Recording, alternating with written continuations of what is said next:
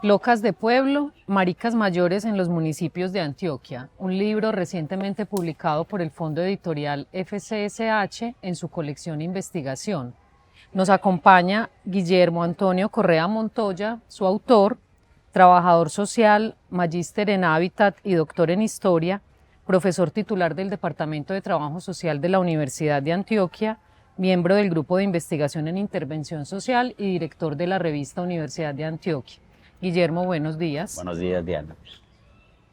Quizás lo primero que destaque de este libro es el título, para un lector desprevenido. Al menos las expresiones locas de pueblo y maricas hacen parte quizás de un contexto que nos es común a algunas generaciones, pero quizás no a todas ni en todas las latitudes.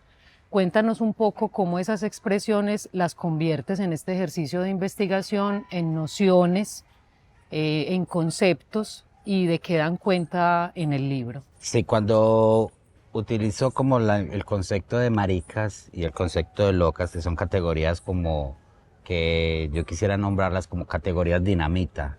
O sea, por un lado son como categorías potencia, a partir de las cuales todo puede estallar y transformar ese lugar que está ahí, o sea, volverlo otra cosa, otro lugar, otro espacio, volver otro cuerpo o aparecer como en otro cuerpo, pero al mismo tiempo son como cachetadas sobre algo que ha creado históricamente una injuria y una, digamos, una violencia sobre un cuerpo particular. Entonces, como que locas en ese devenir ha significado como tomar un insulto y convertirlo en arma de transformación y en arma de orgullo. Entonces, como esa transfiguración, esa transformación que ocurre entre el insulto y el orgullo, y es justamente como plantear la idea de locas de pueblo, es volver como potencia o un insulto cultural que ha marcado y que ha nombrado unos cuerpos específicos. Este libro es el resultado de un ejercicio de investigación. Cuéntanos metodológicamente cómo se desarrolló y cuáles fueron las vicisitudes que atravesaste para llevarlo a buen término. Sí, o sea, Locas de Pueblo empieza justamente como con una idea de investigar sobre un asunto personal y tiene que ver justamente con esto de crecer en un pueblo. Bueno, yo soy de un pueblo de Caldas, de crecer en un pueblo y de ver una figura sobre la que se articulan una serie de violencias, de insultos y demás, y sentirse uno un poco como en espejo con esta figura, pero al mismo tiempo sentir la necesidad de huir de esa figura, ¿cierto? Entonces como que un poco esa experiencia personal marca esta idea de voy a pensar una investigación. En este sentido, voy a pensar una investigación también que se aleje como de esa idea establecida de que la homosexualidad o las disidencias sexuales son posibles en la ciudad, o la ciudad es la que posibilita, digamos, este campo de libertades, quebrar como esa idea que se volvió hegemónica y pensar, hey, es que hay otros territorios que no están atravesados necesariamente por la ciudad o que no son ese espacio cultural de la ciudad donde las disidencias también han tenido espacios. Hoy es posible verlo en muchas partes, pero si hacemos un ejercicio histórico, han estado, entonces como en esa idea de volverme ahí. Entonces, lo que hicimos metodológicamente fue como pensar eh, tres asuntos, que justamente es lo que va a ir articulando el texto. Empezar a plantear un ejercicio como de crónica sobre las biografías de sujetos específicos. Entonces, en este caso, ubicar a partir como de lo que culturalmente se ha construido en un determinado pueblo, quién es la loca de este pueblo. Yo sabía quién era la loca de Caldas, ¿cierto? Pero empezar a mirar esto en Antioquia, cómo se comportaba y cómo se nos volvía, digamos, más posible de hacerlo. Entonces ahí ubicamos a Caris en Caldas, pero Caris no es única, pues no es exclusiva. Vamos, detrás de Caris hay un tejido de locas. Luego ubicamos en San Rafael al burro con una chica que estaba haciendo parte, digamos, como del equipo de investigación, su trabajo de maestría también ahí articulado. Y con el burro fueron apareciendo todo ese tejido de locas que hace que alguien aparezca como la loca de referencia y luego encontramos que la loca de referencia la habían asesinado. Entonces que necesitamos construir también cómo restituir justamente como la biografía de esta persona que había creado todo un movimiento en San Rafa, que es Sardino. Y así fuimos como ubicando en Urabá, en Andes, ubicando como zonas geográficas, un poco pensando también que tuvieran diferencias territoriales. Ya hicimos un trabajo de acercamiento con estas personas, casi como de volvernos muy intensos, un trabajo como de intensidad, de entrevista, más salida, más ir a comer, más casi como si estuviéramos haciendo un ejercicio etnográfico, pero con mucha insistencia.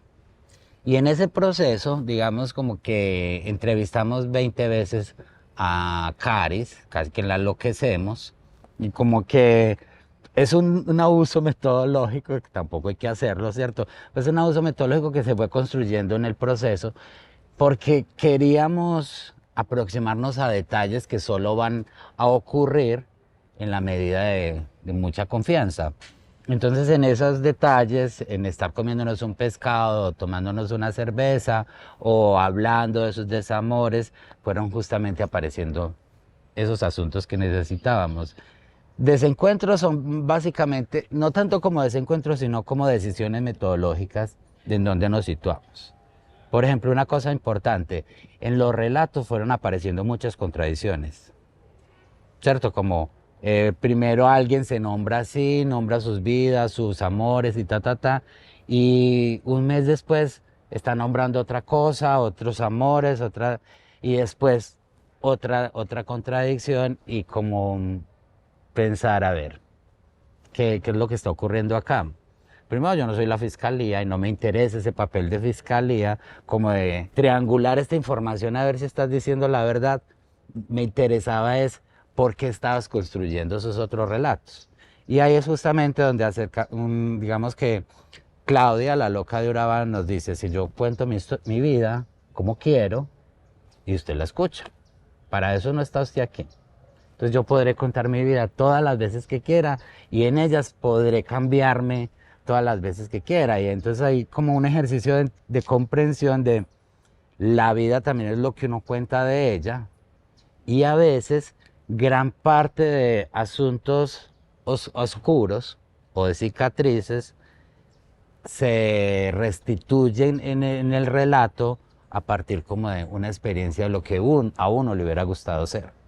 Entonces, fue justamente como poder entender cómo creábamos estas articulaciones de relatos que en ocasiones iban en contravía y cómo nombrar eso, cómo nombrarlo ahí.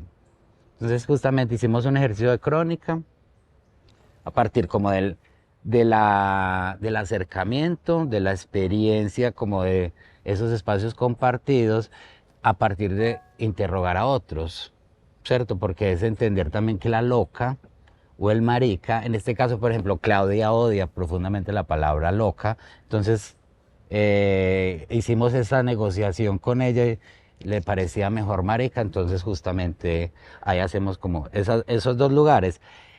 Como el marica no es un sujeto ni marginal, ni aislado, ni solitario, ni pobrecito, ni llevado, que es digamos como la visión, el relato que nosotros nos contamos sobre ellas. Aprendimos a verlas como de un modo trágico. Cuando uno las encuentra articuladas a los poderes, a las instituciones, o sea, tiene una centralidad fundamental en la vida de los municipios y digamos que uno podría decir ahí un quiebre en los maricas a partir de su presencia, de los maricas en el pueblo, a partir justamente como de su insistencia en ellos. Entonces ahí como que hicimos las crónicas y luego hicimos dos ejercicios adicionales y era discutir la categoría de loca, o sea, entenderla por fuera de la teoría queer hoy o de los estudios de género, sino entenderlo cómo había sido esa construcción justamente como una categoría preidentitaria ¿cierto? Es decir, cuando digo preidentitaria es como una categoría que se fue moldeando antes de todos estos discursos LGBTI y todo, digamos, como toda esta reflexión y movilización de diversidades sexuales. Hacer esa lectura y por último hacer como una lectura en clave de historia y de cultura, como una historia cultural de las disidencias sexuales en Antioquia y entender cómo funcionaba eso no solo en Medellín sino en los municipios.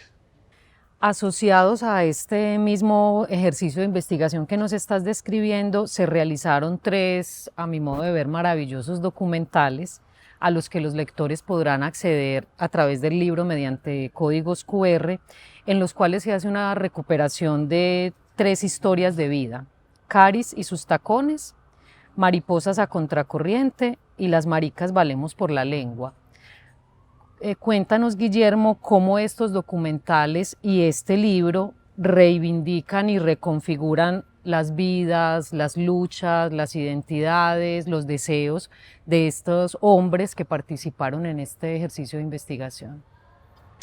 El documental, digamos, fue una decisión que ocurrió en medio del proceso investigativo y es porque cuando estás como en campo haciendo todo este trabajo de investigación, de hablar y de conocernos, aparece una musiquita, unas formas, unos colores, un movimiento que se te escapa como investigador para poder narrar esto, ¿cierto?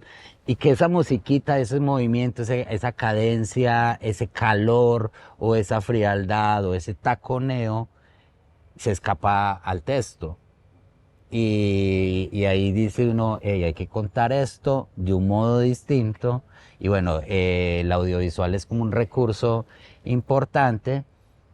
A mí me generó cierta angustia porque yo no tengo ninguna formación audiovisual, no tengo mucha idea y ahí digamos que en los documentales algunas torpezas también producto como de ese desconocimiento, pero también era ir, bueno, queremos hablar de esto en imágenes, en movimiento y queremos irnos desprevenidamente y bueno, aparece Paul también y hacemos como una articulación con Paul Pineda y logramos una aproximación pues como bonita con los documentales. Creo que funcionan como un ejercicio de memoria por un lado, ha sido lindo en el sentido de reconocimientos, sobre todo de reconocimientos que llegan posterior, reflexiones que llegan posterior al personaje. Es decir, cuando presentamos Cares y sus tacones, como que la gente es muy particular, bueno, somos muy particulares y es que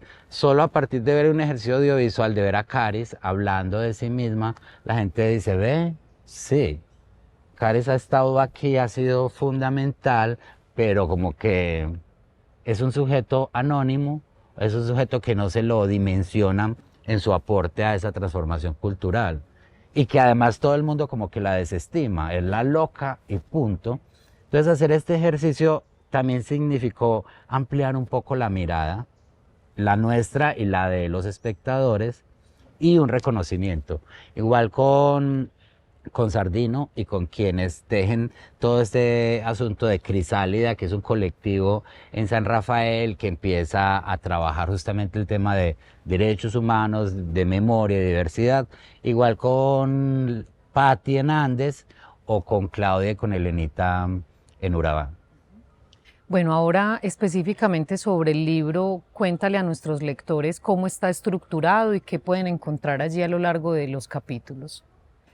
El libro es como un híbrido, ¿cierto? Como una especie ahí de animal mitológico en el que por un lado hacemos como un riesgo ensayístico, tomando distancia en cierta medida como de las grandes teorías de género puestas hoy, digamos, como en la discusión general y inspeccionando en la literatura y en la teoría qué ha sido o cómo se ha construido esta idea de la loca. ¿Cierto? Entonces un primer capítulo en el que tenemos una aproximación con Pedro Lemebel, con Donoso, con Jean Genet, ubicando justamente cuál es esta idea de la loca, cuál ha sido esa potencia que radica ahí y qué es lo que transforma. ¿Y por qué entendemos esta categoría como una categoría preidentitaria? Es decir, como una categoría en la que se construyó en cierta medida otro modo de reflexión identitaria, pero que estaba por fuera de estas discusiones que llegaron luego de lo LGBTI y las disidencias sexuales. Ese es como el primer capítulo. Luego hay un segundo capítulo que son 5 crónicas, 5 relatos en los que hacemos como un entramo o como un cruzado o trenzamos, si se quiere, la idea de pensar la historia de cada una de estas locas amarrada a la historia del pueblo, e intentando narrar parte de esa historia cultural del municipio a partir de la figura de la loca, pero construyendo, digamos, una centralidad en toda la subjetividad de la loca. Entonces ahí hay unas 5 crónicas que de esas 5 crónicas 3 se convirtieron en video. Y por último, hay un ejercicio como de historia y es una lectura de archivos del departamento, archivos médicos, archivos periodísticos, de radio. Y a partir de esa lectura de archivos, hacer como un trabajo cronológico en principio, de mirar qué se dice sobre las diversidades sexuales o sobre la homosexualidad, qué se dice sobre estos personajes raros, qué reflexión aparece en la radio, qué comentarios hay, y a partir como de estas representaciones en prensa, en radio, en el derecho, en la medicina y demás, hicimos como un tejido histórico pensando como la diversidad sexual o el marica o la loca como un sujeto central en esa historia. Eso es lo que hay ahí. Justamente con lo que decías respecto del primer capítulo, este libro podríamos decir que se inscribe en una corriente bastante actual sobre los estudios de género. Sin embargo, tú mismo en el libro aclaras que estos hombres que protagonizan estas historias de vida no se identifican con ciertas formas contemporáneas, por ejemplo, el lenguaje inclusivo, por ejemplo, la idea de lo queer, ¿cierto? Entonces, ¿cómo situar esas narrativas y las representaciones que ellos mismos hacen como de sus propias identidades? Sí, justamente por eso quisimos tener mucha fuerza en la categoría de loca. Porque un investigador contemporáneo podría releer en estos sujetos como un sujeto no binario o un sujeto de lo queer, ¿cierto? Como este personaje que se escapa a esa estabilidad de las categorías. Pero cuando uno se aproxima a esa historia y habla con estas personas, ellas van a estar siempre reivindicando, primero, que son hombres y que no están interesadas en abandonar ese lugar de los hombres, sino que quieren mariquear ese lugar de los hombres. Quieren enloquecer, distorsionar esa categoría de hombres sin abandonarla. Entonces, Elenita o Claudia son al mismo tiempo Eleazar o otro personaje, y a ellas no están interesadas en pensarse como mujeres. O sea, en esa disputa contemporánea de las categorías, y no es que no estén interesadas en pensar, porque se piensan de modos transitorios como mujeres. Es justo eso de la magia de ser la loca. Es decir, me habita una mujer, la mujer que yo me invento, que ni siquiera está articulada a esa otra dimensión de la mujer, de esa dimensión cultural, sino es la mujer que yo me invento, que me reapropio, que yo recreo con atributos de reinas de belleza, con atributos de divas colombianas, de Claudia de Colombia o Elenita Vargas. Entonces, justamente como reinventarse a partir de eso, pero sin abandonar ese otro lugar. Y ahí justamente es que decimos, hey, los estudios queer lo que hacen es oscurecer o sacrificar un poco esta comprensión. No es, o sea, lo hacen por otro lado. Entonces a mí me interesa tomar distancia de ahí.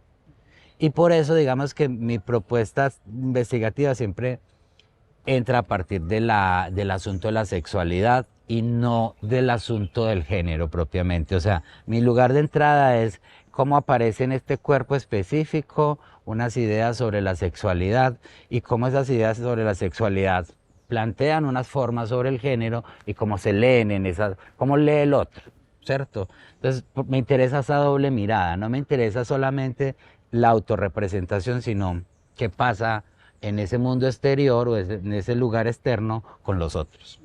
Respecto de cómo lee el otro, ¿A quién va dirigido este libro? ¿Cuál crees que es el público que puede interesarse en su lectura? Yo creo que es un público amplio y diverso, en el sentido de, en primer lugar, es un homenaje para las locas, para estas 5 locas y para otras locas que están ahí, que podríamos empezar a hacer como todo este trabajo de rescatar estas memorias, ¿cierto? Es como un ejercicio histórico de memoria y un reconocimiento.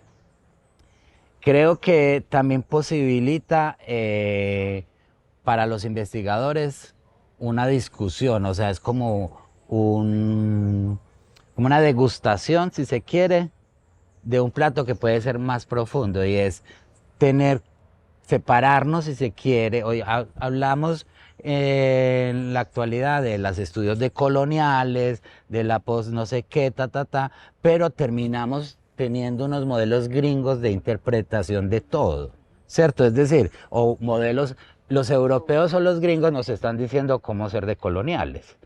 Y a mí no me interesa, bueno, no es que me interese, yo tomo distancia en cierta medida de algunas lógicas de coloniales, pero sí me interesa entender cómo la sexualidad nuestra y cómo esa representación frente a la sexualidad y el cuerpo nos ha construido otros lenguajes, cómo habitamos esos otros lenguajes, cómo esas palabras tienen unos poderes específicos y armar teoría desde ahí.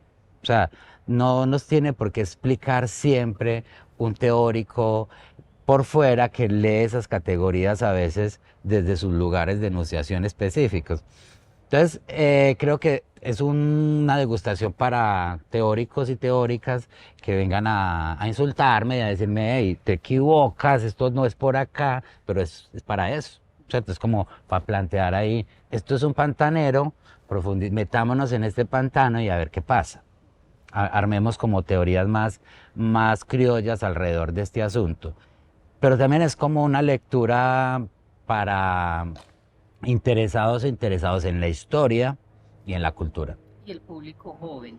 Sí, claro, es para el público joven porque yo espero, también intento hacer como un ejercicio cruzado de que la historia tenga un poquito de ironía y de humor, ¿cierto? Es decir, como que siento que hay un disfrute pedagógico y un disfrute del conocimiento a partir de la ironía y del humor y de cierta cachetada. Entonces, como que te insultan un poquito y eso te mueve desde ese lugar y te interesas por ir a mirarlo. Entonces, creo que es un libro para los jóvenes, es un libro, digamos, como de discusión teórica, también para académicos, y es un libro para los pueblos, por ejemplo.